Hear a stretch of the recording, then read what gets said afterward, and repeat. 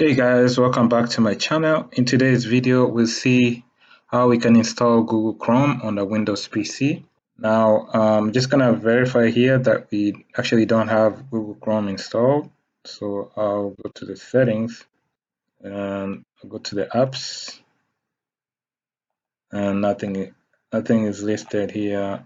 If I search for Chrome, nothing is showing. And if I open the control panel under programs and features, there's no Google Chrome.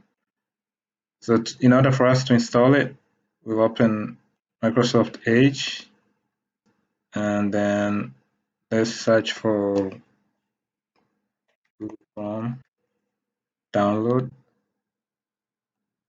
Then we'll click the link that takes us to google.com/Chrome.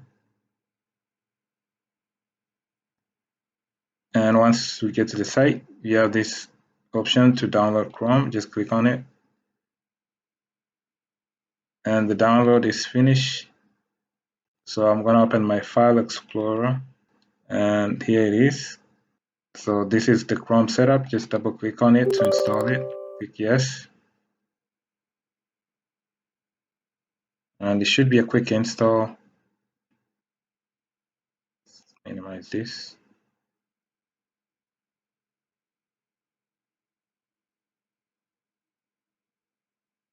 And the installation is done.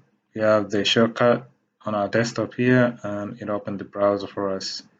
If you want it, you can right click on it on the taskbar here and pin to taskbar. You can close it, click on it to open it. And there you are. You can start using Chrome. You can set it as default. Just click on this to make it your default browser.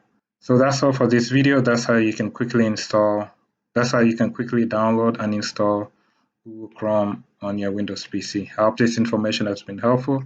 I'll catch you in my next video. Thanks. Bye.